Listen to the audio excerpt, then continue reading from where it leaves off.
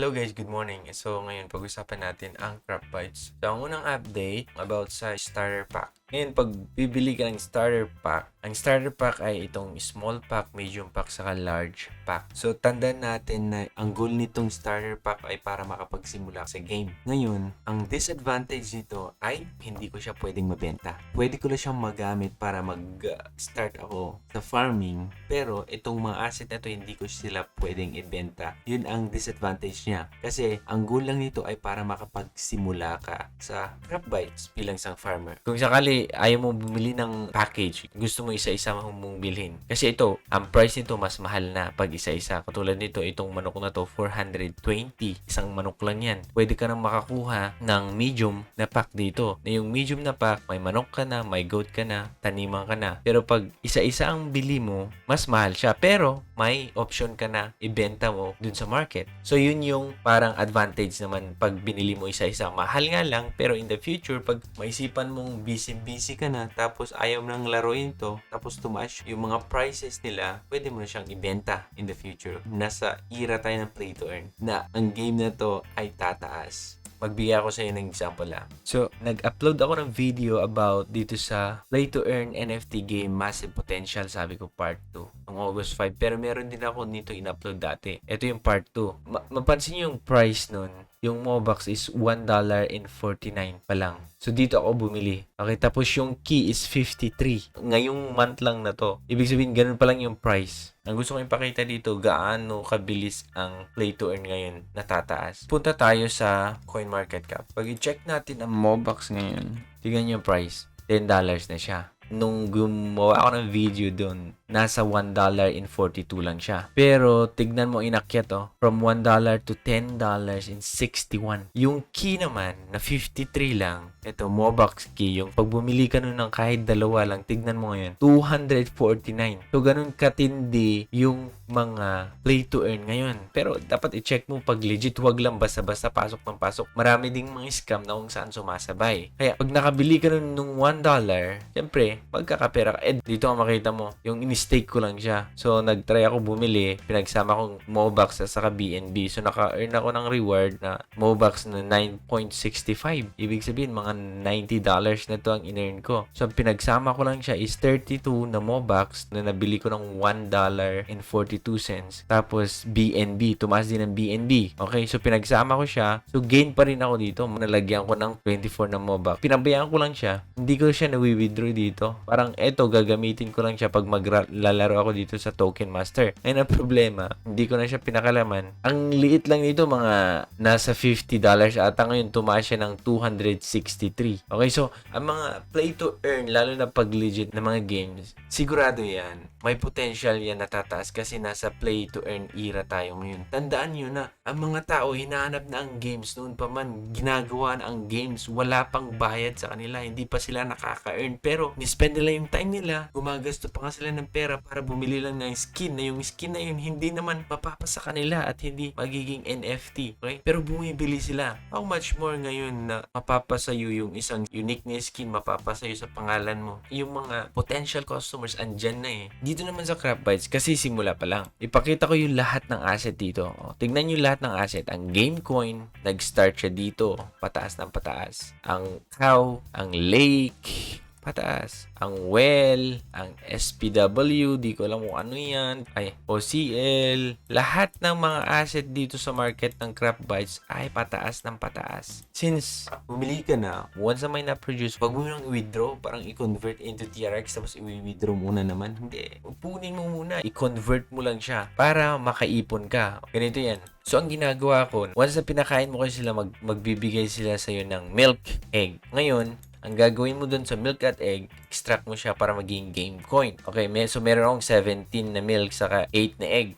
Ngayon, bago ko i-convert yan, i-check ko muna yung market. Ano ba yung GC ngayon? Ang GC ngayon tumaas ng 0.87. Nakita mo, nanggaling dito, bumaba siya. So, may possibility yan na bababa, okay lang bababa, pero pwede mo na siyang i-convert. Timingan mo lang siya na hindi ka bibili dun sa tuktok. So, i-timing mo lang siya na andun siya sa support level. Parang ito, pwede mo nang convert yung mga milk and eggs mo into GC. So, pag dito, ayun, convert ko lang siya. Parang ganyan mo, yung milk, convert mo lahat. Parang ganun, oh. Pag i-convert mo, ay 3 na. Nidagdag. Convert ko na naman yung egg. So, wag na yun. Next na lang. So, binigay ko lang yung example sa inyo. Okay, binanggit natin na malaki ang potential ng mga play to earn ngayong era kasi nga, andyan na yung mga customers dati na yung naglalaro. So, depende sa iyo kung ano yung type mo, kung ano yung gusto mo talaga. Pero sa akin, mas maganda muna magsimula sa starter pack. Tapos, after nun, pag meron kang naipon dun ka na bibili ng isa-isa. Ganun. So, isa-isayin mo na. Huwag ka na bibili ng starter pack. Para, pagdating ng araw, kung gusto mong magbenta, magbebenta ka. Pero, meron ka pa rin natitirang ginagamit kasi andun yung mga starter pack mo. Same din sa reward. Yung mga matanggap nyong reward, hindi nyo pwedeng ibenta yun. Magagamit nyo lang sila. About dun sa reward, pwede mo pala siya makukuha within 30 days. So, ang mag-expire lang dun, yung 7 days trial mo. Pero, yung reward, pag ituloy-tuloy mong laruin or nakabili ka, sabihin natin sa pang 8 days, pwede mo pa rin ituloy-tuloy yun at makukuha mo yung reward within 30 days. Hindi siya TRX ang ibibigay. Asset yung ibibigay sa'yo na kung saan magagamit mo dun sa farm. So, wag yung hanapin asan yung TRX yun. Hindi. Asset ang ibibigay sa'yo. Depende kung manok, baboy, baka. Depende lupa or apple tree, banana tree. Depende ang ibibigay sa'yo. May potential to natataas. Bakit? Isang dahilan, dahil nasa trend tayo. Pangalawang dahilan, ito yung founder ng Crop Bites. Pero siya sinabi dito, it took 1,129 days to get for first 50k downloads dun sa Play Store. 1,129 days. Nakakuha sila ng 50 downloads lang. Ang haba ng panahon. Pero, after 19 days, another 50 downloads. So, ibig sabihin, nakikilala, umaangat itong Crop Bites. So, ngayon, meron na 100k plus users, guys. Paano na pag 1 million? Yung users. So, yung mga asset na meron ka na binili mo individually, tataas yun. Pakita ko siya bakit may potential or maraming pumapasok na users. Una, nung naglalaro ako dito, sinimulan natin nung first week ng August. Nung nagpapag-grind ako dito, alam mo lang, inaantay kong oras, mga 2 oras. Pwede na mag-grind. Tapos, ang charge pa, 0.05, 0.08. Pero ngayon, iba na. 0.54. Tanggal yung 0. Lumaki yung bayad. Pero hindi yan ang pag-aantay mo. Pagpunta ka sa new grinding, ganyan, ipapag-grind ko tong 36 na corn ko. Tignan mo. Select all, proceed. Ngayon, makikita mo dito, 1 day, 3 days, 11 hours. Okay ngayon kasi may 11 hours. Pero nung nakaraang araw, 4 days talaga antayin mo. So ngayon, syempre, may 11 hours na. So, i-pick ko na siya. At saka, ang fee nila, ang taas na 0.36 TRX. Hindi katulad nung una na mura pa lang. Bakit? Kasi nga dumadami yung mga farmers at ang mga pumapasok na farmers ay wala silang sariling feed mill. Magkano ba kasi ang feed mill? Nasa 200,000 pesos. Tumaas na siya ngayon Or para ka din nagpatuloy ng gilingan sa probinsya. So tignan natin. Okay?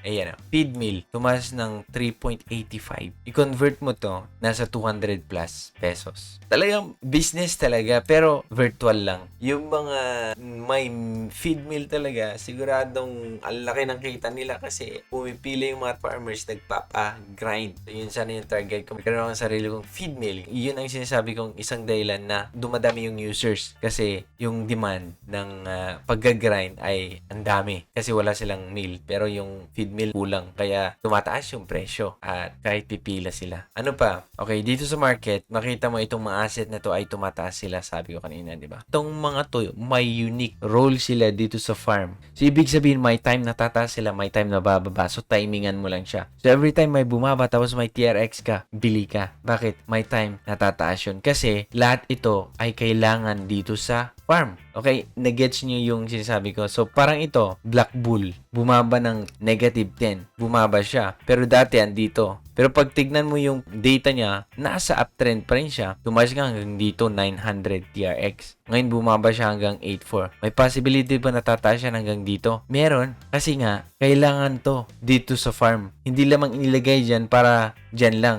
Nagsusuportahan sila bawat isa sa kanila. May role sila dito. Hindi katulad dito. Wala siyang pakialam kung bumaba to. Wala naman siyang pakialam kung tumaas to or bumaba. Ibig sabihin, wala silang connection. Pero pag dito sa market ng Crop Bites, may connection talaga. Katulad dito sa fruit feed, tumaas na siya kasi nga malapit na ang linggo ay papakain mo sa linggo ay fruit feeds. Maraming mga farmers na hindi nakapagtanim ng fruits, hindi nakapag-grind, pupunta sila sa market at bibili sila kaya sigurado sa linggo to tataas na naman ang price niya. Tapos pagkatapos na naman linggo, babagsak na naman yan. So, lahat ito ay importante. So, pag may TRX ka, napansin mo may bumaba, may nag-sale, dun ka bibili. Yun yung tinatawag nating reseller ka dito sa market. Parang nasa Shopee ka lang titingin ng mga mura. Tapos ibenta mo ng mas mahal dun sa online. Parang ganun lang dito. Binili mo itong Black Bull ng 804 TRX. So, ang gagawin mo dyan, i-click mo lang yan. Tapos punta ka dito sa buy kung bibili ka. Tandaan, pag buyer ka dito, walang fee. Zero fee siya. Walang charge sa'yo. So, mabibili mo siya ng 804. Ngayon, dahil nabili mo siya ng 804, so kinabukasan, tumaas siya ng mga around, sabihin na natin dito, sa dati niyang itinaas, 900. Punta ka dito sa sale. Tapos magpapakita dito na sasabihin meron kang isang Black Bull. Ngayon, isi-sell mo siya sa price na inabutan niya. At kung sa tingin mo tataas pa yung price, di dagdagan mo. Ilagay mo lang dito yung alam mong price na kung saan tataas siya. So, kung sakaling sa tingin mo, di ba, andito siya sa 896. So, sabi mo, ay, tataas pa to. Tataas pa to ng 923. So, ilagay mo dito 923. Ibig sabihin, aantayin niya na tumaas hanggang 923. Doon na mag-e-execute. Pero pag hindi na niya antay at bumaba, hindi ka nakagain ng profit. Ganun lang naman yun. Remember, lahat ng asset dito ay umaakyat po sila. Kasi nga, kailangan to sa daily farming natin. Okay, so lagi niyong tandaan na abang dumadami yung users, tumataas yung price nila. Remember din sasabi ko kanina sa Mobax, dumami yung users, tumaas yung value ng coin nila. Same thing dito. Itong game na to meron siyang potential. Kasi itong Farmville meron siyang 69 million users in a month. Tapos everyday meron silang umabot sa peak na 34 million users. Alam niyo yung Farmville, di ba? Maraming naglalaro doon. Tapos na-addict sila sa game. Gumagasto pa talaga sila ng pera nila para lang makabili virtual coin doon na hindi naman nila mataturn into cash talaga yung binibili nila. Ibig sabihin, gumagastos sila ng pera. Yung Farmville ngayon, wala na. Nag-shutdown na nung last December lang. In-announce siya ng founder dun sa Twitter. So, ang gusto kong ipaalam sa inyo, yung mga taong yun na na-hook or na-addict sa Farmville, may possibility maghanap sila ng game. And then, pagdating ng araw, isang magandang nakita kong game na farming eto. May potential to in the future na dadami yung maglalaro at mag-invest. At kung meron kayong mga questions about CraftBytes, oo nga pala, gumawa ako ng grupo kasi gusto kong sumali. Nag-submit na ako ng form ko kasi meron silang CraftBytes Army Program. Pwede tayong sumali doon. Kaya gumawa ako ng grupo doon sa my page ko. I-link ko lang yung group page. Kung gusto yung sumali, sali lang kayo para konti pa lang. Pero sinusubukan natin buuin para magkaroon tayo ng parang samaan ng mga farmers dito. Dito financial advice, guys. Kailangan nyo pa rin mag-research at kailangan nyong balansehin yung mga perang inilalagay nyo. Lahat ng kailangan nyo nasa baba na kung gusto nyo i-check. Yan lang muna sa ngayon. Marami akong nare-receive na mga token na i-review. Pasensya na kayo. Susubukong i-check sila tapos subukan natin isa-isahin gawan ng review. Pati yung mga reaction video. Again, ako si Torogi at kung hindi ka pa nakasubscribe dito sa channel na to, mag-subscribe ka na para updated ka sa lahat ng mga videos na i-upload ko. Maraming salamat sa panonood. See you in my next video. Bye!